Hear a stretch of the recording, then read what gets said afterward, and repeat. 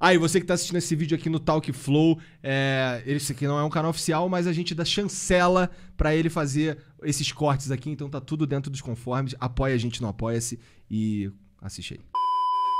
Qual foi o pior abuso que eles cometeram? Eu acho que são assim, alguns métodos. Eu acho que assim, a Lava Jato ela criou alguns métodos de trabalho e aí ela aplicou esses métodos em alguns casos e aí isso produziu ilegalidades muito grandes. Então, o primeiro método de trabalho, que para mim é um dos mais nefastos da Operação Lava Jato, é prender ilegalmente pessoas preventivamente. Então foi ilegal as prisões? Várias. Algumas não.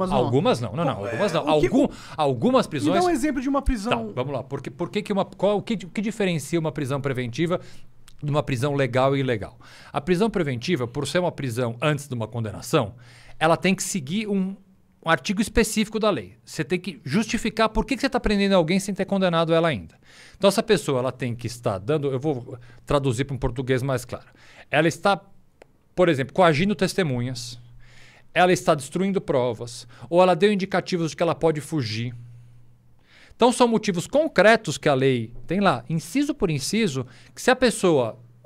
garantia da ordem pública, o que significa isso? Ele deu indicativos de que ele vai voltar a delinquir. Vamos imaginar o seguinte, o sujeito que já foi preso 5 vezes por roubo, ele foi preso na 6ª vez, você vai falar, você vai ficar preso preventivamente por garantia da ordem pública. Você já deu indicativos, por você ter cometido outros 5 roubos na sua vida, de que você em liberdade, mesmo sem ter sido condenado, você pode de alguma forma atrapalhar a ordem pública. Esse é um motivo para se decretar uma prisão preventiva. Ou, por exemplo, você foi acusado de um crime, pegou a sua mala e entrou num jatinho e estava indo para o Paraguai. Bom, te peguei antes, você está claramente dando um indicativo de que você vai se furtar a aplicação da lei. É o que a gente chama. Mas ele tá fugindo. Não pode ser, a pena dele não aumenta porque ele tentou fugir. Não. A pena é preventiva. Não é uma pena, isso é uma prisão preventiva. Entendi. Então, assim, a prisão preventiva, por ela ser excepcional, por que ela é excepcional? Porque se uma pessoa não foi condenada, por que você está prendendo ela? Ela tem que prever especificamente esses pontos que a lei... As excepcionalidades. As excepcionalidades. A partir do momento que você decreta uma prisão preventiva sem observar esses requisitos da lei, essa prisão é ilegal. Então, como é que muitas vezes o Ministério Público e a acusação faz? Ele pressupõe alguma coisa. Então vamos dizer o seguinte, pela grande quantidade de dinheiro que você possui, ou por você, eu tenho já alguns casos no escritório que são curiosos, pessoas que moram em região fronteiriça. O cara mora a 70 quilômetros da Argentina, mora em região fronteiriça, ele pode vir a fugir. Bom, então vamos prender preventivamente todo mundo que mora na região fronteiriça. Então, assim, acusado de um crime. Então assim, você tem como fazer uma interpretação equivocada, principalmente colocando suposições dentro desses requisitos de uma prisão preventiva, e você prende alguém preventivamente. Então, o que a Lava Jato fez muito? Você prende alguém preventivamente e aí essa pessoa estando presa, obviamente, psicologicamente destruída, como uma prisão faz com qualquer pessoa, oferece-se o milagre da delação premiada. Então, um dos métodos mais criticáveis e ilegais que a Operação Lava Jato usou por várias vezes foi banalizar uma prisão preventiva com o fim de oferecer a salvação para o sujeito e fazer a delação premiada. O que faz sentido, é uma boa estratégia. Só não sei se ela é ética. Não, ela é ilegal, ela é ilegal. Então você prende ilegalmente alguém, passa um tempinho e você fala, olha, tem uma chance de você sair rapidinho. Como é que é? Vamos fazer uma delação premiada automaticamente. Aí você vê que o negócio era tão automático, por exemplo, que houve casos em que a pessoa começou a negociar uma delação premiada e o Sérgio Moro, que o juiz, soltou. Bom, como é assim? Se a prisão era justificada porque a pessoa poderia correr o risco de fugir, ou poderia destruir provas, ou estava fazendo o seu... A partir do momento que ela começou a negociar uma delação premiada, isso automaticamente desaparece? Essa pessoa que poderia fugir agora, porque ela falou que vai fazer uma delação, ela não vai mais fugir? Então, nisso ficava evidente que a prisão... Tem ela uma não inconsistência lógica aí. Né? Então, assim, esse método, que foi um método de investigação bem claro da Lava Jato, é para mim uma das ilegalidades mais... Porque ela primeiro envolve uma prisão ilegal, que é gravíssimo. Vamos pensar assim... Tirar a liberdade... Tirar a liberdade de alguém, nosso bem, um dos maiores, mais caro que nós temos, você prende ilegalmente alguém para lhe oferecer essas benesses da delação premiada. Então, isso foi um método. Por que eu digo método? Porque isso reiteradamente foi feito. Eu não duvido. Faz sentido. Foi. E, assim, e aí tem uma outra coisa, é você, além de...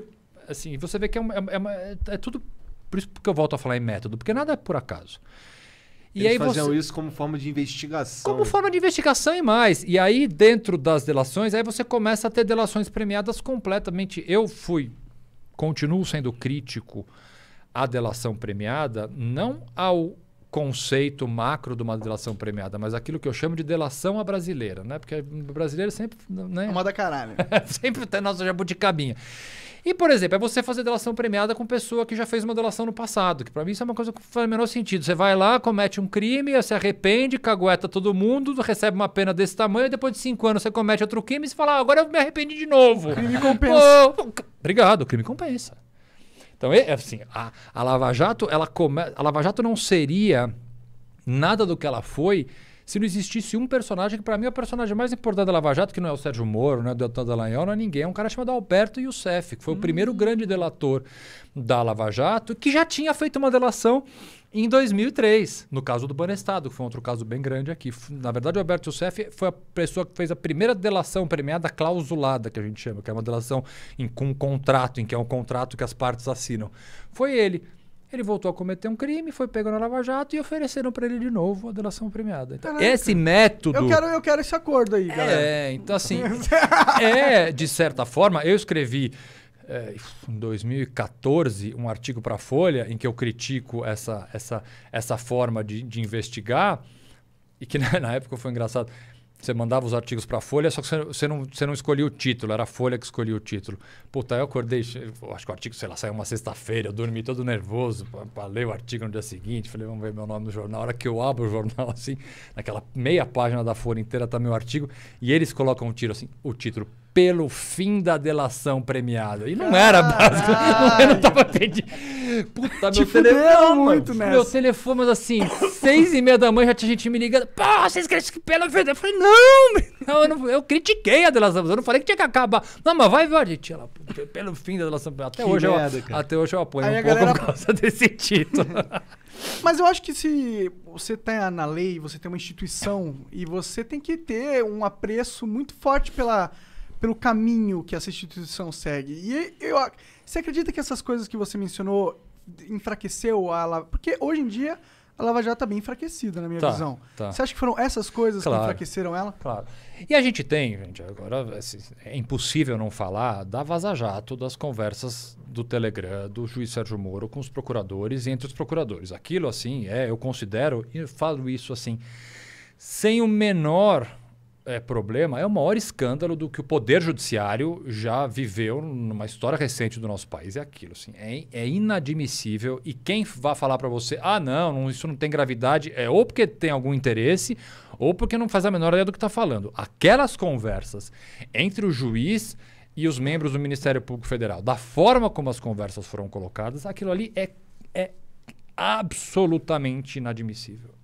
Você não pode ter uma conversa com uma pessoa que vai julgar o seu caso da forma como aquela conversa foi feita. Pessoal, uma conversa casual, pessoal. Mais do que se fosse pessoal, tudo bem. Conversando sobre o processo. Sobre o processo. Você pode ser o melhor, assim, eu posso ser. Mas isso é uma questão... Dicas, né? Ele dava as dicas. Entregando prova. Pô, você tem especificamente... Porque vamos lá, é só a gente pensar assim, vamos pensar uma cidade pequena do interior. Que você vai ter um juiz, um promotor e 3 advogados. É natural que os caras sejam amigos. É natural. Tem uma pizzaria na cidade, todo mundo se encontra, tem um clube. Você pode ser amigo, você pode jantar na casa do juiz, não tem problema nenhum ter relação entre as partes. Essa era uma dúvida minha. Problema você não tem. Eu posso ser amigo de ministro e jantar e viajar. Ok, o problema é você discutir um caso que está sob julgamento com essa pessoa. Da forma, se você pensar na justiça, pensa a justiça como um triângulo assim. Você tem aqui em cima o juiz, aqui o Ministério Público e aqui a defesa. A acusação e a defesa são partes. A única pessoa que não é parte é o juiz está lá para julgar. A partir do momento que uma das partes, e qualquer uma das partes, pode ser pode ser a parte eu, que advogado, defende, ou a parte eu, promotor de justiça. Eu começo a conversar numa conversa de WhatsApp, sobre o caso, e o juiz, vamos lá, o juiz que vai julgar o meu caso, vira para mim e fala, Augusto, então, descobri uma prova tão boa para absorver seu cliente, bicho. Olha aqui, ó, liga para esse cara. É verdade. É o juiz que vai julgar, não acabou. A imparcialidade do juiz foi para as cucuias. Não importa, assim, para as pessoas que não acham isso grave, é só trocar o interlocutor. Tira o Deltan Dallagnol e coloca o Augusto.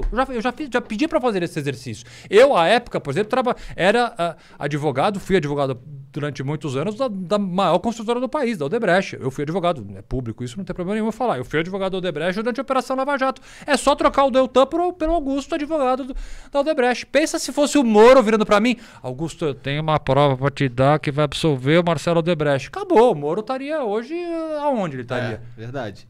Ele fez exatamente a mesma coisa, só que com o Ministério Público, que é tão parte quanto eu.